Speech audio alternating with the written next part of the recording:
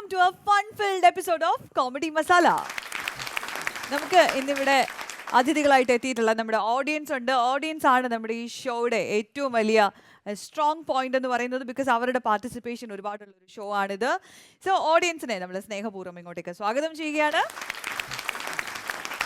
So ഈ ഷോയിൽ ഇന്ന് എന്നോടൊപ്പം ഈ സ്റ്റേജിൽ ജോയിൻ ചെയ്യുന്ന നമ്മുടെ രണ്ട് പ്രിയപ്പെട്ട താരങ്ങളെ സ്വാഗതം ചെയ്യുകയാണ്. നെൽസൺ ചേട്ടൻ ആൻഡ് ഉല്ലാസ് പന്തളം.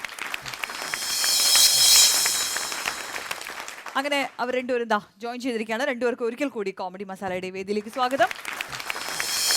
കോമഡി മസാലയുടെ വേദിയിലേക്ക് ഇനി ഒരു തകർപ്പൻ സ്കിറ്റുമായിട്ട് എത്തുന്ന ടീമാണ് ടീം റോയൽ ചലഞ്ചേഴ്സ്.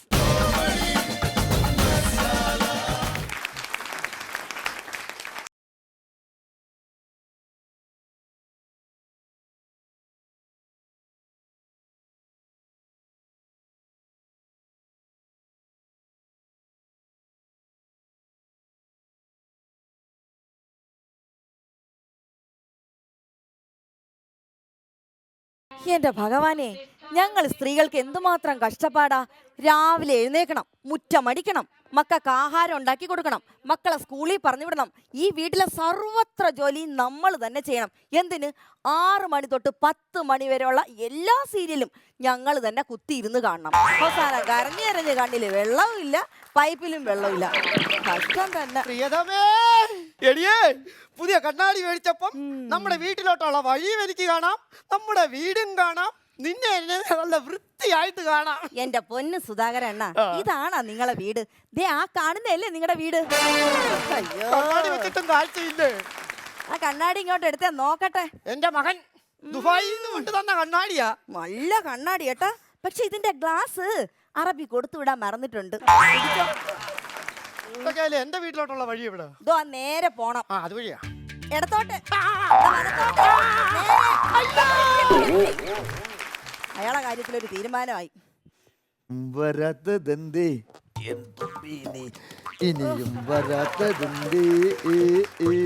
മനുഷ്യ, നിങ്ങൾ ആ ബാത്റൂമിൽ ഒരു കഥക് വാങ്ങിച്ചിട്ടുണ്ടെങ്കിലേ അതിന്റെ അകത്തിരുന്ന് ഇങ്ങനെ പാടേണ്ട വല്ല കാര്യം ഉണ്ടായിരുന്ന?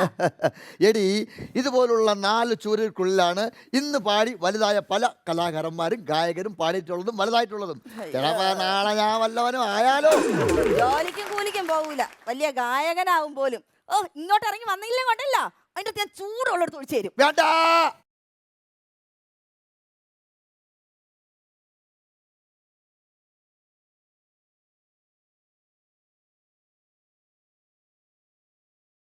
എന്നെ കൂടുതൽ നീ കളിയാക്കരുത്. എടി, ഇപ്രാവശ്യത്തെ ഉത്സവത്തിന് അമ്പല കമ്മിറ്റിക്കാർ എന്റെ ഒരു കച്ചേരി വേണമെന്ന് അങ്ങ് പറഞ്ഞിരിക്കുകയാണ്. അതിലും നല്ലതേ അവിടുത്തെ സമൂഹ സദ്യക്കകത്ത് അല്പം വിഷം കലർത്തുന്നതല്ലേ. ഉത്സവത്തിന് നിങ്ങൾ ആ പരിസരത്തെങ്ങാനും ഞാൻ കണ്ടോ എന്റെ സ്വഭാവം മാറും. എന്റെ സ്വഭാവം നിനക്ക്? എനിക്കേ അവിടെ താലപ്പൊലി ഉള്ളതാ. അപ്പൊ ഇപ്രാവശ്യത്തെ ഉത്സവത്തിനും ആനയടയും. ഒരു കാര്യം ചെയ്യും. ഇവിടെ ചായ ഒന്നുമില്ല. ഇവിടെ ചായ ഒന്നുമില്ല. ചായ ഇവിടെ ഒന്നും ഇല്ലാന്ന്. ചായ വേണ്ട, കഴിക്കാൻ എന്തെങ്കിലും ഉണ്ടാ? കഴിക്കാനും ഇല്ല ഇവിടെ ഒന്നും. എടി, നിന്റെ കൈ കൊണ്ട് വല്ല ഉണ്ടായി തന്ന് എനിക്ക് ചാവാൻ പറ്റുമോ? തിന്ന് പാചകം എന്നൊക്കെ പറയണത് ഒരു കലയാണ് മനുഷ്യ. അത് ഓരോ സ്ത്രീകൾക്കും ഓരോ കൈപുണ്യമാണ്. ആ ഇരിക്കുന്ന സുനിത ചേച്ചിക്ക് സാമ്പാർ ഉണ്ടാക്കുന്നതില്ല കൈപുണ്യം. ആ ഇരിക്കുന്ന ചന്ദ്രിക ചേച്ചിക്ക് അവിയൽ ഉണ്ടാക്കുന്നതില്ല കൈപുണ്യം. പിന്നെ എന്റെ കൈപുണ്യം എന്നൊക്കെ അയ്യോ, എന്റെ ഭാര്യയുടെ കൈപുണ്യം നിങ്ങളെക്കാളും മേലിലാണ്. എന്തെന്നറിയാവോ? എന്റെ ഭാര്യയെ കല്യാണം കഴിക്കുന്ന മുമ്പ് എനിക്ക് ഒരു പ്രശ്നവും ഇല്ലായിരുന്നു. കല്യാണം കഴിഞ്ഞതിന് ശേഷം എനിക്ക് കൊളസ്ട്രോള്, ഷുഗർ, BP, മൂത്രത്തിക്കല്ല്, വൃക്കൈക്കല്ല് എല്ലാം ഉണ്ടായി. അത്ര കൈപുണ്യാണ് എന്റെ ഭാര്യയ്ക്ക്. ചുമ്മാന്നും അല്ലല്ല, ഞാനല്ലേ ജോലി ചെയ്തിട്ട് നിങ്ങൾക്ക് മൂക്കുമുട്ട തിന്നാ കൊണ്ട് വരണത് ഇവിടെ. തോന്നുന്നു ഞാൻ കുടിച്ച് അടക്കാണെന്ന് വിചാരിക്കുമല്ലോ. ഇന്നലെ അടുക്കളക്കകത്ത് ഒരു ഫ്രിഡ്ജ് തുറന്ന് കുപ്പിയും വെള്ളം എടുത്തോണ്ട് പോയത് ഞാൻ കണ്ട്. ഇതാണ് ഈ പെണ്ണുങ്ങളെ കുഴപ്പം.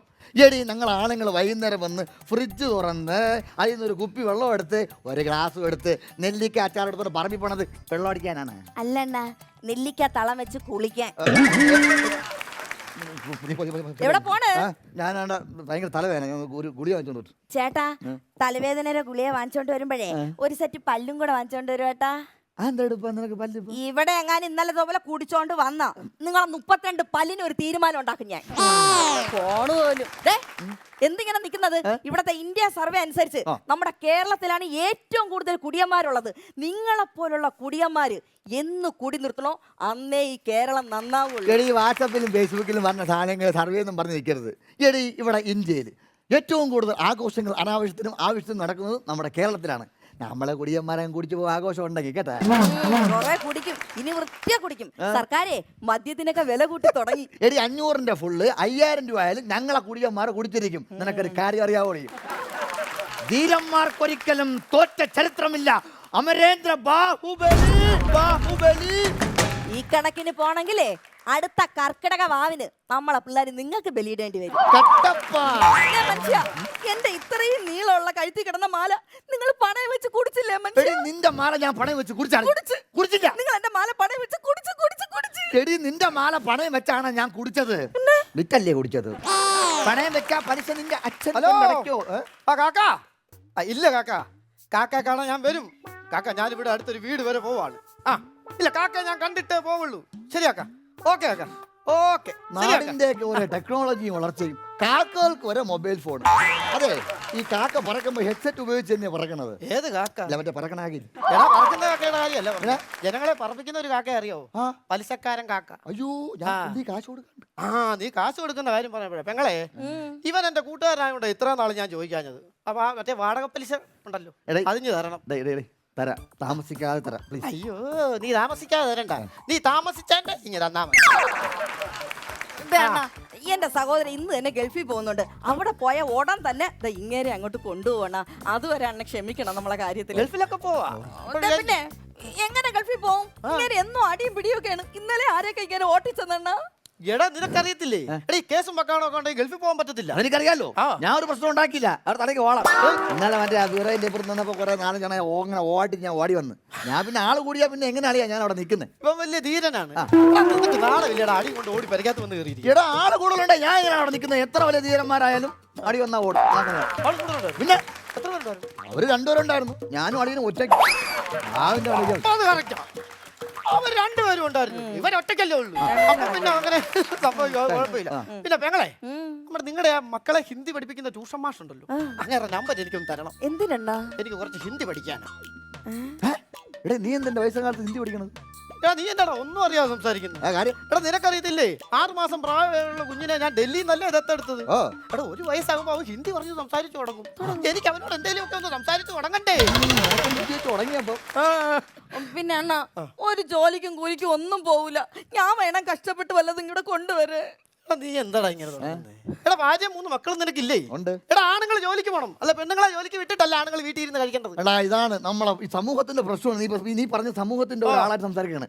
നമ്മൾ കല്യാണം കഴിച്ച് പെണ്ണുങ്ങളെ ജോലിക്ക് വിട്ടില്ലേ പറയും, ഓ അവന് പെണ്ണിനെ ഭയങ്കര സംശയം കേട്ടറേ. ജോലിക്ക് വിട്ടാ പറയും, അവന്റെ ഭാര്യയെ ജോലിക്ക് വിട്ടിട്ട് വീട്ടിൽ നിന്ന് തിന്നണം. ഒന്നും പറയണ്ട.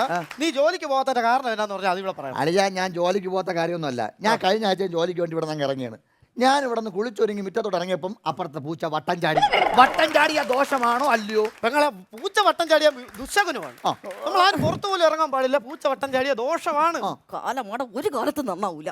അച്ഛനാണ് ഈ ദോഷമല്ല, ഇവളെ ശാപമാണ്. ഞാൻ ജോലിക്ക് പോകാൻ പറ്റാത്തത്. എടാ ശാപവും ദോഷവും ഒക്കെ അവിടെ കിടക്കട്ടെ. ഒരു ദിവസം പൂച്ച വട്ടം ചാടി ഞാൻ സമ്മതിച്ചു. അതിന്റെ പിറ്റേ ദിവസം നിനക്ക് ജോലിക്ക് ഞാൻ പിറ്റേ ദിവസം ജോലിക്ക് പോയി ഇറങ്ങി, അപ്പോഴും ആ പൂച്ച വട്ടം ചാടി. അതിന്റെ പിറ്റേ ദിവസം ഞാൻ ഇറങ്ങി, അപ്പോഴും പൂച്ച വട്ടം ചാടി. ഞാൻ ഒരു കാര്യം ചോദിച്ചോട്ടെ, അപ്പഴേ ഈ ഒരാഴ്ച പൂച്ച വട്ടം ചാടിയാറന്ന് നീ വരയ്ക്കാതിരിക്കുവായിരുന്നു. ഇതൊരു സൂപ്പർ ഐഡിയ എന്റെ കയ്യിലുണ്ട്. എന്താ? നീ രാവിലെ ജോലിക്ക് പോകാനായിട്ട് ഇറങ്ങുമ്പോഴേ വാതിക്ക ചെന്ന് നോക്കണം, പൂച്ച വരുന്നുണ്ടോ. പൂച്ച കണ്ടവണ്ട നീ പൂച്ചക്കങ്ങ് വട്ടം ചാടണം. പൂച്ച ഒരാഴ്ച വീട്ടിൽ ഇരിക്കട്ടെ, നിനക്ക് പണിക്ക് പോകാമല്ലോ. കാക്ക വിളിക്കുന്നു. വെലിക്കാക്കേ, കാക്കേ. ശരി വരും. എന്തുവാ?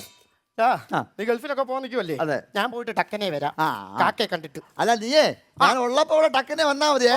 ഞാൻ ഗൾഫിൽ പോകണമെങ്കിൽ ടക്കനെ വരണ്ട. അയ്യോ എന്റെ സഹോദരൻ വന്ന്.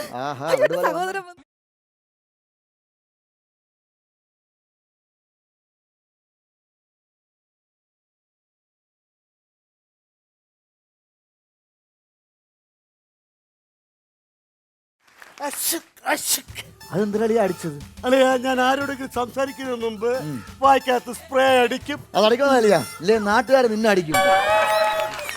ഇത് എന്തോന്ന് വാട കളിയാ. പിന്നെ എങ്ങനെയാളിയാ ഫ്ലൈറ്റ് കയറ്റണത്?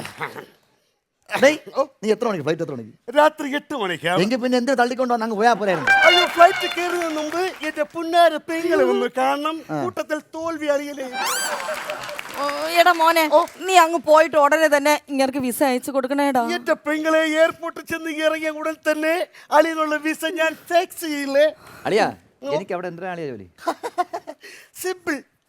എന്റെ അളിയനായിട്ട് പറയില്ല, ചെറിയ ജോലി, മതി. നിസ്സാരപ്പെട്ട ജോലി, അത് മതി. കോൺക്രീറ്റിന്റെ പണി. അല്ല, കോൺക്രീറ്റ് പണിയാകുമ്പോ ആയാലും അത് മേശിൽ പണിയില്ലേ? അതെ. സിമ്മന്റ് ഉണ്ട്. സിമ്മന്റ് ഇട്ട് എന്റെ കയ്യിൽ ഇടാൻ പറ്റൂല. അതാ. എനിക്ക് അലർജിയാണ്. വേറെ ഏതെങ്കിലും പണി സിമ്പിൾ പണിയുണ്ട്, പെയിന്റ് അടി. മതി. അതാകുമ്പോ തേപ്പാണല്ലോ. എനിക്ക് മതി. പേപ്പറിലേക്ക് മനസ്സിലായി. പക്ഷേ അളിയ 50 നില കെട്ടിടത്തിന്റെ മുകളിൽ ഊഞ്ഞാല് പോലെ കെട്ടിക്കിടന്നാണ് ഈ പെയിന്റ് അടിക്കേണ്ടത്. എന്റെ പൊന്നളിയാ, കെട്ടിടത്തിന്റെ മേളിലൊക്കെ എങ്ങനെയാളിയാ ഞാൻ അങ്ങനെ അത് ഊഞ്ഞാലാട്. ഒരു കാര്യം ചെയ്യാം, ഞാൻ ഊഞ്ഞാലാടി തന്നെ അടിക്കണമെന്ന് അളിയ നിർബന്ധം ഉണ്ടെങ്കിൽ അവിടുത്തെ 2 പനയിൽ ഒരു ഊഞ്ഞാൽ എടുത്താ ഞാൻ അങ്ങനെ ആടി അടിച്ചാ പോരെ. അപ്പൊ അളിയൻ ആടുന്നതാണ് ഇഷ്ടം അല്ലേ? അല്ല, വേറെ ഏത് വേക്കൻസി ഉണ്ടോ? നല്ല സിമ്പിൾ ഒരു വേക്കൻസി ഉണ്ട്, ഒരു അറബിയുടെ വേക്കൻസി. ആക്കിയതാ. അളിയനോട് എന്താ ജോലി? പെങ്ങളെ, ചുമ്മാ അങ്ങോട്ടും ഇല്ലാണ്ട് ഇങ്ങനെ നടക്കും, വെറുതെ നടക്കും. ചൂട് കാറ്റ് വരുമ്പോ ഞാൻ വീശും, ഇങ്ങനെ നടക്കും. പിന്നെ ഈത്തപ്പഴം പറിക്കും, പാലിലിടും, കുടിക്കും. ഈത്തപ്പഴം പറിക്കും, പാലിലിടും, ഞാൻ കുടിക്കും. ആര് കുടിക്കുമെന്ന്? അറബി കുടിക്കും. അല്ല, അവിടെ ഈത്തപ്പനയൊക്കെ ഒരുപാടുണ്ട് അളിയാ. അയ്യോ, കണ്ടെത്താൻ ദൂരത്തല്ലേ ഈത്തപ്പന. പിറ്റേന്ന് കാലെടുക്കും. അവിടെ കണ്ടെത്താ ദൂരത്താണ് നമ്മുടെ ഈ ഈത്തപ്പനകൾ വരുന്നത്. അപ്പൊ ഈ പനക്കേറ്റാണ് ജോലി അളിയന്. പനിയിൽ നമ്മൾ കയറട്ടെ. ഈ പനിയിൽ പ്രത്യേക മെഷീൻ വെക്കും, അതിൽ ചവിട്ടും കയറും, ചവിട്ടും കയറും. നമ്മുടെ നാട്ടിൽ തെങ്ങേറ്റം എന്നാണ് പറയണത്. അളിയാ, അപ്പോഴേ എനിക്ക് ഈ ജോലി ഇങ്ങനെ ചെയ്യാതെ എന്തെങ്കിലുമൊക്കെ അഡ്ജസ്റ്റ് ചെയ്തോണ്ടിരിക്കാൻ പറ്റും. എന്റെ പൊന്നളിയ, കഷ്ടപ്പെടാതെ ഒരു മനുഷ്യനും ജീവിക്കാൻ പറ്റത്തില്ല. അത് പറയാൻ വേണ്ടി കൂടി ഞാൻ ചേട്ടൻ വന്നത്. അളിയ, അളിയന് 3 പെൺമക്കളല്ലേ? ആ പെൺകുട്ടികളെ കെട്ടിച്ചു വിടണ്ടേ? അപ്പൊ അതിന് വല്ല ഉത്തരവാദിത്വം ഇവിടെ. പറഞ്ഞുകൊട്. ഇവള് മൈക്ക് കെട്ടി വെച്ചാണ് നാട്ടുകാർക്ക് പറഞ്ഞത്. വെളിയിറങ്ങാൻ പറ്റില്ല. എല്ലാവരും ഉത്തരവാദിത്വം ഉണ്ടാ ചോദിക്കുന്നത്. അളിയാ, ഞാൻ ഗൾഫിലും വരുന്നില്ല, ഒരിടത്തും വരുന്നില്ല. ഞാനൊരു ബിസിനസ് സ്റ്റാർട്ട് ചെയ്യാൻ വേണ്ടി പോകാൻ. എന്ത് ബിസിനസ്? മുട്ട വാങ്ങാൻ വേണ്ടി പോകും. തെറ്റിപ്പോയി, ഞാൻ ശ്രദ്ധിച്ചു കേട്ടോ. അതായത് ബിസിനസ് എന്ന് പറഞ്ഞാൽ വളരെ നേക്ക് ബിസിനസ്സാണ്. ഞാനിപ്പോൾ കടയിൽ പോയി 3 മുട്ട വാങ്ങിക്കും. ആ 3 മുട്ട ഞാൻ അടവെക്കും. അതിൽ ചിലപ്പോൾ 1 ചീഞ്ഞ് പോയിരിക്കാം, പക്ഷേ ബാക്കി 2 എണ്ണം വിരിയും, 2 കോഴി വരും. 2 കോഴി ഒരു മാസം എത്ര മുട്ടയിടും? 52 മുട്ടയിടും. അതെങ്ങനെ 2 കോഴി ഒരു മാസം 60 മുട്ടയിടില്ലേ? എടാ, ഞായറാഴ്ച കോഴി മുട്ടയിടൂല, അന്ന് സൺഡേ ഹോളിഡേ. 52 മുട്ടയില് 52 മുട്ട ഇരിക്കട്ടെ, അത് 2 മുട്ട ചിലപ്പോ അങ്ങ് ചീഞ്ഞ് പോയിരിക്കും. പക്ഷേ വീണ്ടും 50 മുട്ടയുണ്ട്. ആ 50 മുട്ട വിരിയും, കോഴികൾ വരും. ആ 50 കോഴി വീണ്ടും മുട്ടയിടും, ഞാൻ വീണ്ടും 50, 500 ആയി, 500 1000 ആയി, 1000 1500 ആയി. ഈ സമയത്ത് നമ്മൾ ആദ്യമല്ല കോഴിയില്ലേ 2 എണ്ണം, അത് ഇട്ടോണ്ടിരിക്കുന്ന കോഴിയില്, അതാണ് നമ്മളെ മൂലധനം. അപ്പൊ ഈ 1000 2000 കോഴിയാകുമ്പോ ഈ കോഴിയായിട്ട് പടല ഞാൻ അങ്ങ് വിൽക്കും. ഇതാണ് കുഴപ്പം. അളിയന്റെ കുഴപ്പം ഇതാണ്. ഇത്രയും ബിസിനസ് ഡെവലപ്പ് ആയി വരുമ്പോൾ അളിയത്തിന് ആ കോഴി വിൽക്കുന്നത്. എടാ വിധി, എടാ ഞാൻ ബിസിനസിന്റെ വേറൊരു ടെക്നിക്കിലേക്കാണ് പോകുന്നത്. ഞാൻ ഈ കോഴികളെല്ലാം വിറ്റിട്ട് ഒരു 500 ആട് വാങ്ങി. അപ്പോഴും ആ 2 എണ്ണം ഇട്ടോണ്ടിരിക്കും. നമ്മുടെ മൂലധനം. അപ്പൊ ഈ 500 ആട് പ്രസവിച്ച് പാലൊക്കെ കറന്ന് 500 1000 ആയി, 2000 ആകുമ്പോ നമ്മൾ ഒരുപാട് സ്ഥലമൊക്കെ വാങ്ങിച്ച് പണങ്ങളൊക്കെ ആയി, അക്കൗണ്ടിലൊക്കെ പൈസയൊക്കെ ആയി കേട്ടാ. ഈ 2000 ആടിന് അടപടല ഞാൻ അങ്ങ് വിൽക്കും. ഇതാണ് അളിയന്റെ കുഴപ്പം. അത് എന്ത് തുടങ്ങിയാലും ഉടനെ വിൽക്കുക, കള്ളു കുടിക്കാതെ ചിന്ത. അളിയാ, നിനക്ക് ബുദ്ധിപരമായ ചിന്തയില്ല, ടെക്നിക്കില്ല. എന്റെ 3 മക്കളെ കെട്ടിക്കണം, എനിക്ക് സ്വത്തുക്കൾ വേണം. ഞാൻ ഈ 2000 ആടിനെ വിട്ടിട്ട് വാങ്ങാൻ പോകുന്നറിയാമോ? പശുക്കൾ. പശു 500 പശു ആക്കി ഞാൻ. അപ്പോഴും ആ 2 കോഴി ഇട്ടോണ്ടിരിക്കും. അതിടണമല്ലോ. അപ്പോ ഈ 500 പശു ദിവസം നമുക്ക് ഒരു 500 ലിറ്റർ പാല് തരണമെന്ന് വെച്ചോ. 500 ലിറ്റർ പാല് ദിവസം തരണമെന്ന് വെച്ചോ. എടി, 500 ലിറ്റർ പാല് ദിവസം തരുമ്പോ അതിന്റെ കണക്കും കാര്യങ്ങളൊക്കെ നോക്കാൻ എനിക്ക് അറിഞ്ഞോടാ. എനക്ക് അറിയാം. നമുക്ക് നല്ലൊരു മാനേജർ വെക്കണം. വേണം. നിന്റെ പരിചയത്താരും കൊണ്ടടി.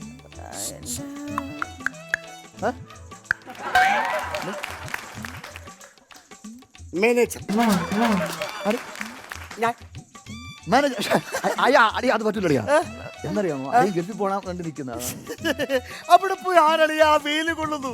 ഈ കണക്കുകാർ കൃത്യമായി നോക്കട്ടെ.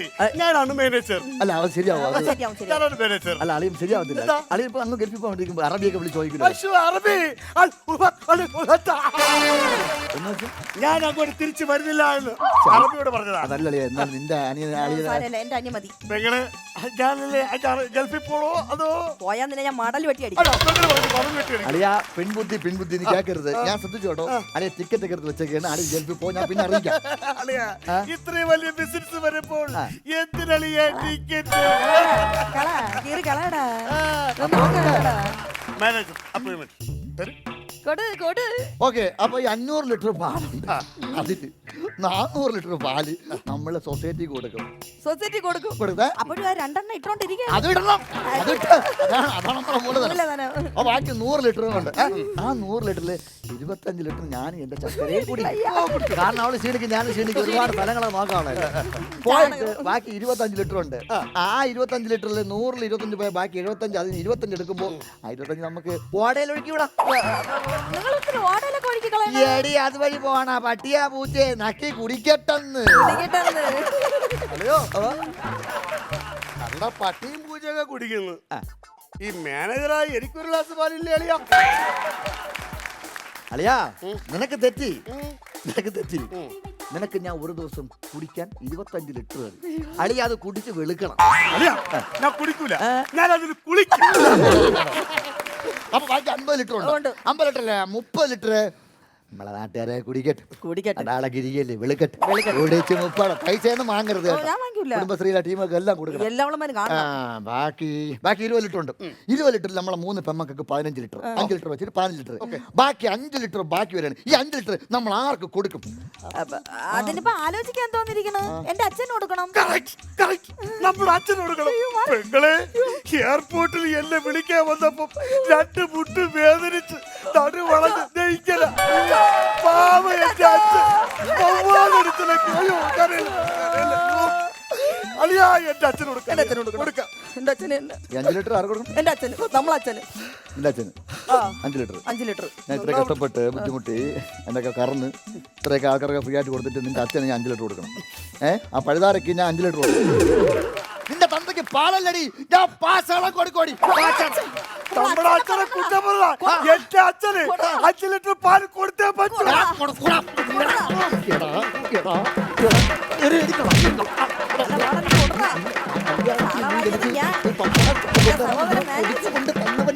എന്റെ പെങ്ങളെ വിളിച്ചോട്ട് പോയപ്പോ എന്റെ കൂട്ടൽ വന്നപ്പോ ഒരു പൈസ എടുത്ത് കൊടുക്കാത്ത കെട്ടിയാണ്.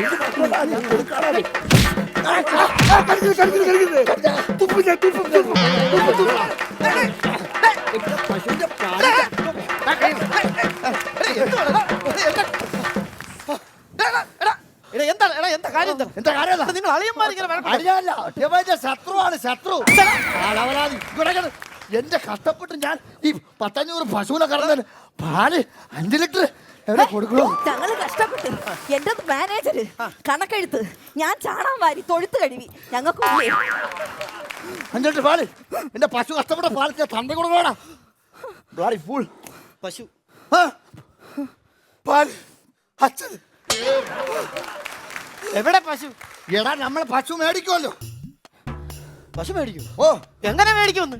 ഇവ ഇവിടെ നിന്ന് വന്ന ആട് വിറ്റല്ലേ ഞാൻ പശുവിനെ മേടിക്കണം. ഓ ആണ്. ഓ ഏതാണ്? എടാ മറ്റേ 50 മുട്ട വിരിഞ്ഞ് കോഴി വരുമ്പോ ആ കോഴി വിറ്റില്ല ഞാൻ ആട് വാങ്ങണം. എടാ ദിവനത്തിന് പിച്ചും പേപ്പർ. ഏത് കോഴിയുടെ കാര്യം പറയുന്നത്? എടാ ഞാൻ മറ്റേ ഇപ്പൊ വാങ്ങാൻ പോകില്ലേ മുട്ട.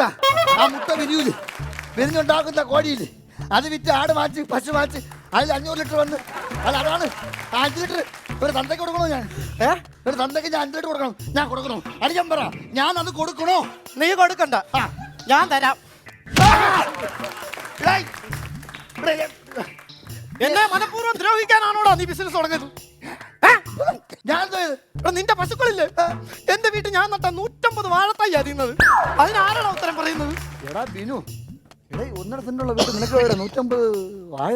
എടാ ഈ നിസ്സാര സമയം കൊണ്ടേ കോഴിയെ അവിടെ വെച്ച് ആടിനെ മേടിച്ച് പശുവിനെ മേടിക്കാങ്കിലേ 150 വാഴ വെക്കാൻ എനിക്ക് എന്നാ അധികം സമയം വല്ലതും വേണോ?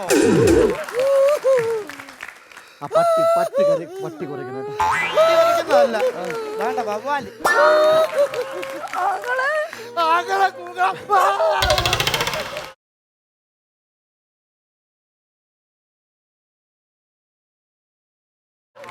സെല്ലോട്ടെ പൊട്ടിച്ച് ഫ്ലൈറ്റ് കയറാൻ പറ്റൂ? പറ്റല്ലേ? അറബി അതെന്താ? ഞാനൊക്കെ തിരിച്ച് ചെല്ലട്ടെ എന്ന്. ഞാനിനി എന്ത് ചെയ്യും? 10 രൂപയുണ്ട്. 10 രൂപ ഫ്ലൈറ്റിൽ പോകാൻ പറ്റുമോ? ഫ്ലൈറ്റിൽ പോകാൻ പറ്റത്തില്ല. ഇല്ലേ? 10 രൂപ കൊണ്ട് കടയിൽ പോയി 2 മുട്ട വാങ്ങണം. എന്നിട്ട് അളിയനെ വളിയാൻ അതിന്റെ മണ്ടയ്ക്ക് കയറി ഇന്ന് വിരിയിക്കണം. മനസ്സിലായോ? ഇവന്റെ അറബിയേ അല്ല എന്താണ് പറഞ്ഞേ? ഞാൻ അറബിയോട് പറയുമായിരുന്നു എന്താണെന്ന്? ഇവന്റെ ജീവിതം പട്ടിലാക്കിയെന്ന്. അയ്യോ അപ്പൊ ആ മറ്റേ 2 മുട്ട ഇട്ടാണ്ടിരിക്കേ.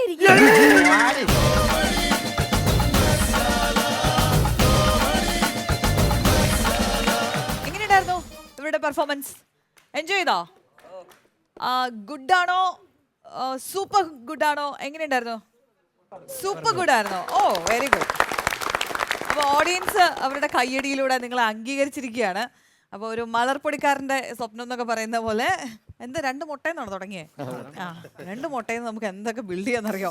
അപ്പോൾ എന്തായാലും അത് തകർന്നടിഞ്ഞൊരു കാഴ്ച നമ്മൾ കണ്ടു. അതിനകത്ത് നല്ലൊരു എന്താണ് ഒരു ഗുണപാഠമൊക്കെ ഉണ്ട്. നമ്മൾ പലരും ഇതുപോലെയുള്ള സ്വപ്നങ്ങളൊക്കെ കണ്ട് വീട്ടിലിരുന്ന് അങ്ങനെ സമയം കളയുന്ന ആൾക്കാരാണ്. അപ്പം അങ്ങനെയുള്ളൊരു നല്ല മെസ്സേജൊക്കെ തന്ന് അവരുടെ ഒരു സ്കിറ്റ് കഴിഞ്ഞിരിക്കുകയാണ്. ഇതിനകത്ത് ഏറ്റവും നിങ്ങൾക്ക് ഇഷ്ടപ്പെട്ടത് ആരെയാ? ഗൾഫുകാരെ. ആണോ? ഗൾഫുകാരനെയാണ് അത്ര ഇഷ്ടപ്പെട്ടത്? ഓക്കെ. എൻ്റെ ഈ സൈഡില് സഹോദരിയെയാണ് ഇഷ്ടപ്പെട്ടത്. അപ്പൊ സഹോദരിക്ക് ഒരു കയ്യടി. നെൽസനേട്ടാ എങ്ങനെയുണ്ടായിരുന്നു? അടിപൊളി സ്കിറ്റായിരുന്നു. ഒരു അതായത് ഇത് കമ്പമൊക്കെ ഇല്ലേ, ആ അതായത് ചെറുതായിട്ട് പൊട്ടി പൊട്ടി പൊട്ടി പൊട്ടി പൊട്ടി പൊട്ടി പൊട്ടി പൊട്ടി പൊട്ടി പൊട്ടി പൊട്ടി ഇങ്ങോട്ട് പിന്നെ വിട്ടുപോയി. പൊട്ടുമായിരുന്നു. ആ, അടിപൊളി. എന്തുവായിരുന്നു? അടിപൊളി സ്കിറ്റായിരുന്നു. Super skit. പിന്നെ സന്ധ്യ സൂപ്പർ Brilliant ആയിട്ട് ചെയ്തു. നന്നായിട്ട് ചെയ്തിട്ടുണ്ട്. സന്ധ്യയെ കുറിച്ച് പറയാനാണെങ്കിൽ ഡബിങ് ആർട്ടിസ്റ്റ് ആണ് കേട്ടോ. ആ. ഇവിടെ പല കോമഡി പരിപാടിക്കും പെൺകുട്ടികൾ അഭിനയിക്കുന്ന എല്ലാം ശബ്ദം ഡബ് ചെയ്യാറുള്ളത് സന്ധ്യ സന്ധ്യയുടെ ചേച്ചിയാണ്. ശബ്ദമാണ് ഡബ് ചെയ്യുന്നത്. ആ. പിന്നെ മനു പറയണ ഇപ്പം തന്നെ പറഞ്ഞല്ലോ കിടിലം. ജയനും കഴിഞ്ഞ സ്കിറ്റ് പറഞ്ഞ പോലെ ഷിംസ അടിപൊളിയായിരുന്നു. ഒരു എന്താ ഒരു നിയന്ത്രണത്തിലായിരുന്നു കാര്യങ്ങളെല്ലാം കറക്റ്റായിട്ട് പോയത്. നല്ല പരിപാടി, നല്ല സ്കിറ്റായിരുന്നു. ഉല്ലാസേട്ടാ സൂപ്പറായിരുന്നു, അമേസിംഗ് ആയിരുന്നു, വളരെ മനോഹരമായിരുന്നു. എനിക്ക് വയ്യ. അല്ല ഗംഭീരമായിരുന്നു.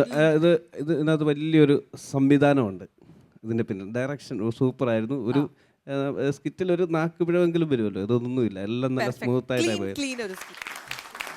അസിം ഷാ ഇതിൻ്റെ നെടുന്തൂണായിട്ട് നിന്ന് എല്ലാം ബാലൻസ് ചെയ്ത് അത് കൈകാര്യം ചെയ്ത് മുന്നോട്ട് പോയി. അതെ. പിന്നെ സന്ധ്യയുടെ കാര്യം പറയണ്ടല്ലോ, ഇടയ്ക്കിടയ്ക്ക് അത് വന്ന് പറഞ്ഞ് അപ്പോഴും ആ 2 ഇട്ടോണ്ടിരിക്കുകയല്ലേ, അതാ പറഞ്ഞ് അത് കറക്റ്റ് സ്ഥലത്താണ് അതെല്ലാം പോസ്റ്റ് ചെയ്തത്. അതൊക്കെയായിരുന്നു ആ സ്കിറ്റിൻ്റെ മീറ്ററിലും കറക്റ്റ് സ്ഥലത്തായിരുന്നു അത് പോസ്റ്റ് ചെയ്തത്. സൂപ്പറായിരുന്നു, എല്ലാവരും നല്ല പെർഫോമൻസ് ആയിരുന്നു. സോ നമുക്ക് പ്രേക്ഷകരോട് ചോദിക്കാം, എത്ര സ്റ്റാർസ് ആണ് ഇവർക്ക് നമ്മൾ കൊടുക്കാൻ പോകുന്നത്? 4. അപ്പൊ മെജോറിറ്റിയും കാണിച്ചിരിക്കുന്നത് 4 ആണ്. അപ്പൊ അതുകൊണ്ട് നിങ്ങളുടെ ടീമിന് കിട്ടുന്നത് 4 സ്റ്റാർസ് ആണ്. 4 സ്റ്റാർസ് കിട്ടുന്ന ടീമിന് നമ്മുടെ സമ്മാനം 5000 റുപ്പീസിന്റെ ഒരു ക്യാഷ് വൗച്ചറാണ്. അപ്പൊ ആ ക്യാഷ് വൗച്ചർ കൊടുക്കാൻ വേണ്ടി നിങ്ങൾ രണ്ടുപേരെയും വേദിയിലേക്ക് സ്വാഗതം ചെയ്യാണ്.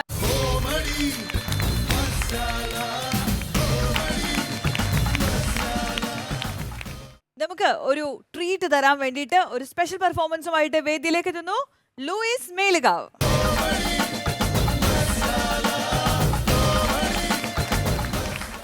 അപ്പോൾ ഇതാണ് ലൂയിസ് മേലുകാവ്.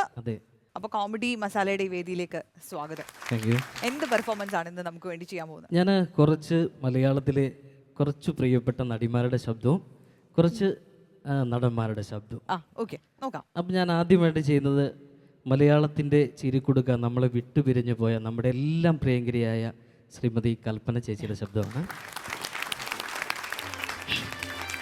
ചേട്ടാ നമ്മുടെ ഈ മാല കടന്നു പോയി എന്ന് പറഞ്ഞില്ലേ, മാല നമ്മുടെ സാന്റകയിലിരിക്കുന്നു. അയ്യോ ഗോവിന്ദക്കുട്ടിയിൽ വരുന്നത് എത്ര നാളായി പിന്നെ ഗോവിന്ദക്കുട്ടി ഒന്ന് കാണാനിരിക്കാൻ തുടങ്ങി. 10 വർഷം SSLC എഴുതി തോറ്റ വിദ്യാർത്ഥികൾ എനിക്ക് പറഞ്ഞാൽ മനസ്സിലാവില്ല. നീ വേണ്ടത് ഈ കൈ കൊണ്ട് എത്ര കാണപ്പെട്ട് വാട്ടി വാട്ടി കൊടുത്തെന്ന് അറിയാമോ? നീ ഈ പാവത്തിന് ഒരിക്കലും സൗന്ദര്യം കൊടുക്കില്ലേ?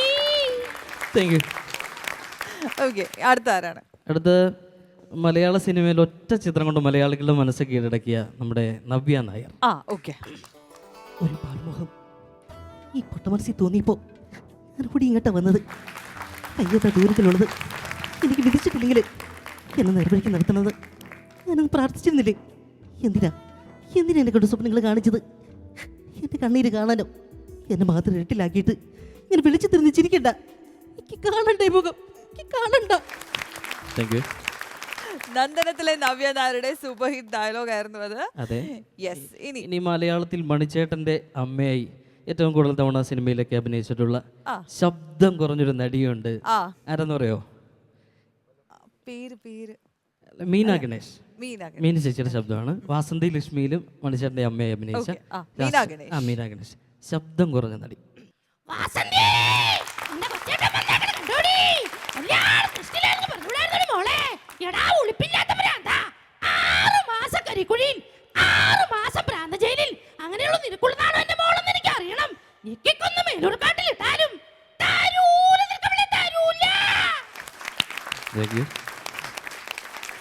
ഓക്കെ, അപ്പം നമ്മളിപ്പോ 3 നടിമാരുടെ ശബ്ദം കേട്ട് കഴിഞ്ഞു. ഇനി കുറച്ച് നടന്മാരുടെ ശബ്ദത്തിലേക്ക് മാറുകയാണ് നമ്മള്. അതെ.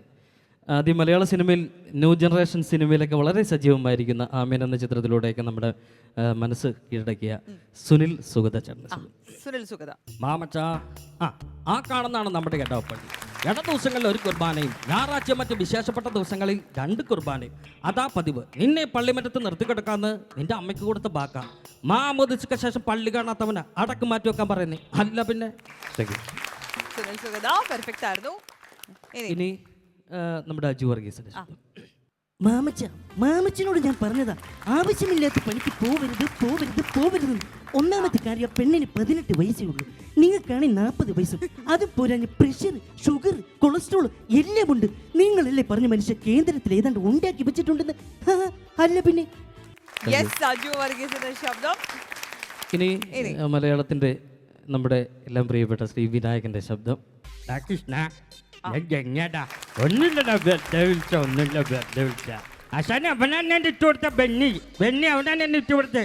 എടോ, ഞാൻ വിളിക്കുമ്പോ താനൊന്ന് ഫോൺ എടുക്കണ്ടോ. തനിക്കൊക്കെ വേണ്ടിട്ടാ ഞാൻ ഈ പണിക്കിറങ്ങിയ. അവസാനം ഞാൻ വിളിക്കുമ്പോ മാത്രം എടുക്കണ്ടല്ലേ, എടുക്കണ്ടാ. എടി കൃഷ്ണ, ഒന്നുമില്ല വെറുതെ വിളിച്ചാണ്. Thank you. ഇനി അവസാനമായിട്ട് ഞാൻ മലയാള സിനിമയിൽ എല്ലാ മേഖലകളിലും കൈവച്ചിട്ടുള്ള നമ്മുടെ തിരുവനന്തപുരത്തിന്റെ ഒരു സംഭാവനയുണ്ട്. ശ്രീ മണിയമ്പിള്ള രാജേട്ടൻ. പാലയിന്ന് കൊച്ചിനെ കാണണം, കാപ്പി കുടിക്കണം, പോകണം. 1990 കോട്ടയം സിനിമയിൽ പുള്ളി വെച്ച് നിന്റെ കാര്യത്തിൽ താരി കെട്ടി എന്നെ ഞാനിലെടുത്തു. എന്റെ ശമ്പളം കൊണ്ട് എനിക്ക് ജീവിക്കാൻ പറ്റില്ലെന്ന് പറഞ്ഞുകൊണ്ട് എന്റെ സ്വന്തം ചേരാ അല്ല ചോരയെ പറഞ്ഞ കുഞ്ഞിനെ എടുത്തോണ്ട് പണി ഇറങ്ങിയല്ലടി. മല എന്റെ കുഞ്ഞിന്റെ പേര് മല. കൊച്ചിന് തന്തയായിട്ട് അഭിനയിക്കണമെന്ന് പറഞ്ഞപ്പോ കൊച്ചിന്റെ പേരും കൂടെ പറയണായിരുന്നു. ദേ അണ്ണാന്ന് വിളിച്ച് നാക്കൊണ്ടൊന്നും വിളിപ്പിക്കരുത് കേട്ടോ. Thank you. ഓക്കെ, അപ്പൊ അത് നല്ലൊരു ഗംഭീര പെർഫോമൻസ് ആയിരുന്നു.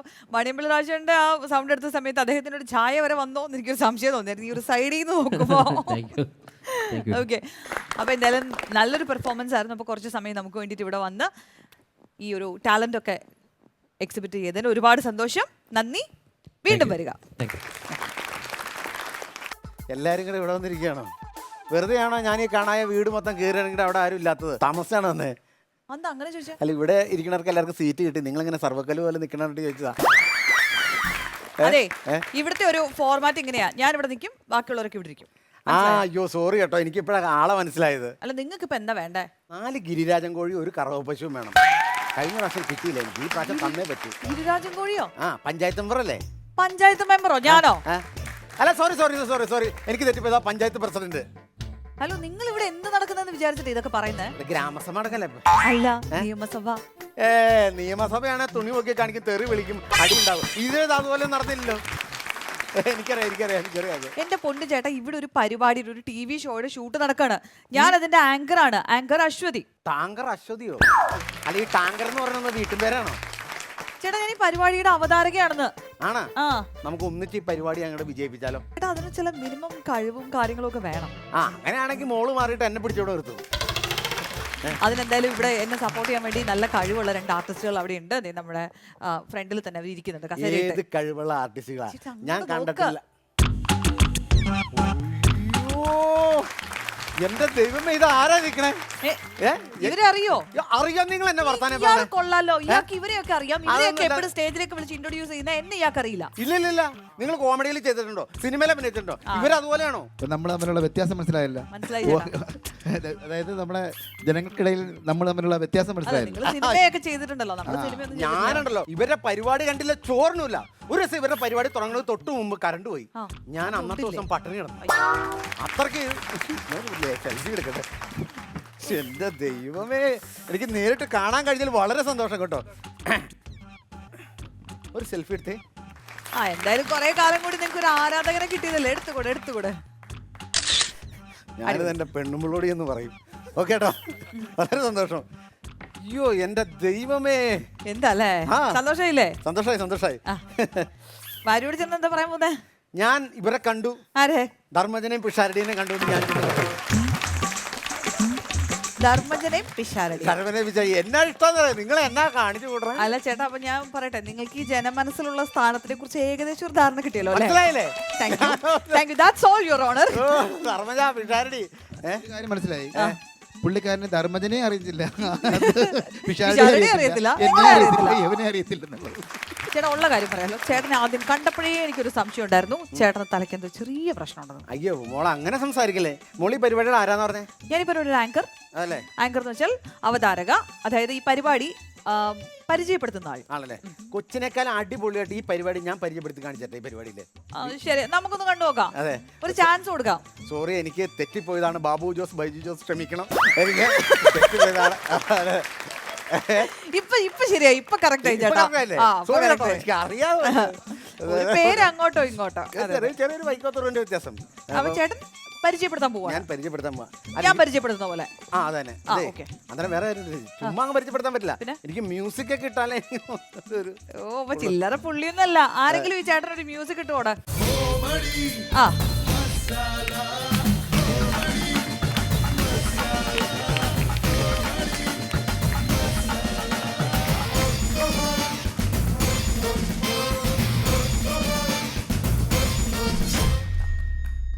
എന്റെ പക്ക് കലങ്ങി പോയനെ മ്യൂസിക് നിർത്തിയില്ലായിരുന്നെങ്കിൽ. ലേഡീസ് ആൻഡ് ജെന്റിൽമാൻ, അടിപൊളി, അത് പൊളിച്ച്. ബാക്കി നിങ്ങൾക്ക് കേവലം 3 മിനിറ്റ് കൊണ്ട് 3 കിലോ അരി വേവിക്കുന്ന ഒരു പ്രഷർ കുക്കറാണ് ഞാൻ പരിചയപ്പെടുത്താൻ പോകുന്നത്. കച്ചവടക്കാരനാണല്ലേ? അങ്ങനെ കച്ചവടക്കാരനാന്ന് പറഞ്ഞാൽ വെറുതെ അങ്ങനെ തരം താഴ്ത്തല്ലേ. കുട്ടിക്കൊരു കാര്യം അറിയാമോ? ഈ പരിപാടിയുടെ ഉദ്ദേശം എന്താണെന്നറിയാമോ? ഈ 4000 രൂപ വരുന്ന ഈ പ്രഷർ കുക്കർ ഒരു പാവപ്പെട്ട കുട്ടിയായി നിങ്ങൾക്ക് ഞാൻ വെറുതെ തരും. ശരി ചേട്ടാ, എന്നെ കണ്ടിട്ട് പാവം പലരും പറയാറുണ്ട്. അതല്ലേ? ഇത് ഫ്രീ ആണ്. അല്ല ചേട്ടൻ എന്തിനാ എനിക്കൊരു സാധനം ഫ്രീ ആയിട്ട് തരുന്നേ? അതാണ് ഞങ്ങളുടെ കമ്പനിയുടെ ഏറ്റവും വലിയ പ്രത്യേകത. അതായത് ഞങ്ങൾ ഒരു 10 പേര് കൂടിയിട്ട് ഒരു ദൈവസഹായം എന്ന് പറയുന്ന ഒരു ചാരിറ്റബിൾ സൊസൈറ്റി തുടങ്ങിയിട്ടുണ്ട്. അപ്പൊ അങ്ങനെയുള്ള ആ സൊസൈറ്റി കൊണ്ട് ഞങ്ങൾ പാവപ്പെട്ട ആളുകൾക്ക് ഇതുപോലുള്ള കാര്യങ്ങൾ ചെയ്തു കൊടുക്കുക. ഒരുപാട് വീട്ടിൽ പിന്നെ സാമ്പത്തികമില്ലാത്ത വീടുണ്ട്. അപ്പൊ അവിടെ പ്രഷർ കുക്കർ, കിഡ്നി സ്റ്റോൺ അപ്പച്ചട്ടി ഇതൊന്നും കിട്ടാറില്ലല്ലോ. അപ്പൊ ഞാൻ അവർക്ക് വെറുതെ ഫ്രീ കൊടുക്കാറാണ് പതിവ്. ഇനി ഞാനൊരു ഫ്ലാസ്ക് കൂടി കൊടുക്കുകയാണ്, കാരണം അത്രയ്ക്ക് പാപം തോന്നി ഒരു ഫ്ലാസ്ക്. അല്ല ചേട്ടാ, ഞാനൊരു കാര്യം പറയട്ടെ. ഒരു ഫ്ലാസ്ക് അല്ല ചേട്ടാ, ഞാൻ പറയട്ടെ, എല്ലാം എനിക്ക് തരാൻ പാടില്ല. ഇവിടെ വേറെ പാവപ്പെട്ട ആളുകൾ ഉണ്ടാവും. ചേട്ടൻ അവരെ കണ്ടെത്തി അവർക്ക് കൂടെ കൊടുക്കൂ. ചേച്ചിക്ക് ഞാനിത് കൊടുക്കുകയാണ്. ചേട്ടാ, ഹലോ ചേട്ടാ, ഞാനും പാവമാണ്. എനിക്ക് ഒരെണ്ണം തന്നാൽ നന്നായിരുന്നു. അതെ, അവരും കുറച്ച് പാവപ്പെട്ട ആൾക്കാരാണോ? പാവപ്പെട്ട ആളുകളാണെങ്കിൽ നേരിട്ട് വാ തുറന്ന് പറയണം അങ്ങോട്ട്. ചുമ്മാ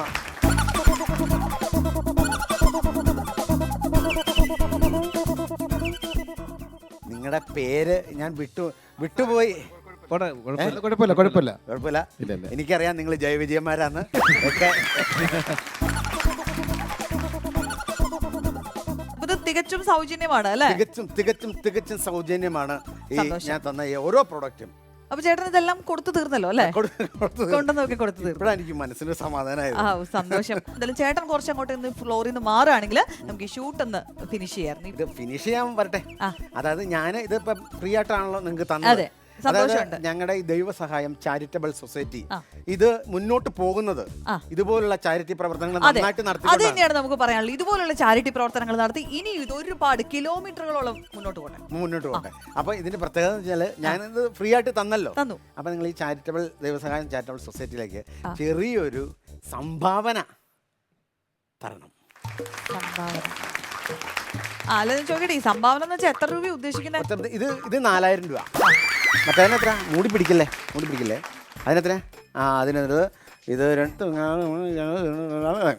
കണക്ക് കൂട്ടിയതാ ഒരു 15000 രൂപ വരും അതുകൊണ്ട് മൊത്തത്തില്. അപ്പം ഇതിന്റെ പൈസയായിട്ട് എനിക്ക് വേണ്ട. ഇതിന്റെ കൂടെ ഒരു 15000 രൂപ കൂടിയിട്ട് ഒരു 30000 രൂപ സംഭാവനയായിട്ട് ഇങ്ങ് തരുവാണെങ്കിൽ ഞങ്ങൾ ഇത് ഓക്കെ ആക്കാം. 5 പൈസ കിട്ടൂല ഇവിടുന്ന് ഒരാളും ഒരു ചില്ലി കാശ് കൊടുത്തു പോരുത് കേട്ടോ.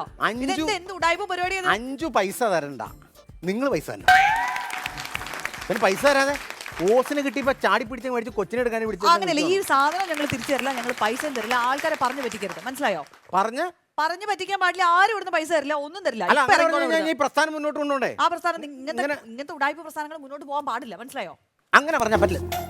തരില്ല എന്ന് പറഞ്ഞാൽ തരില്ല. പുള്ളിപ്പുള്ളി പോലെ ഇരുന്നിട്ട് എന്നെക്കാലും ജിമ്മിൽ പോണ്ടോ? പോകുന്നുണ്ട്. ആണോ? എന്നാ ഞാൻ നേരെ കൊണ്ടുപോകും. ചുമ്മാ തരാന്ന് വെച്ചാൽ അയാളുടെ ഓരോ ഉടായ്പ സാധനങ്ങൾ. പ്രഷർ കുക്കർ മേടിച്ചിട്ട് രോഗം മാറ്റാൻ വേണ്ടി. അത് കൊള്ളാം. ഇവിടെ താഴ്ച തിരിച്ചു കൊടുത്തേക്കാം. നമുക്ക് വേണ്ട. കൊണ്ടുപോ. ഇറങ്ങിക്കോണം ഇവിടുന്ന്. ഈ മുതലയുടെ വായിലേക്ക് കിട്ടും.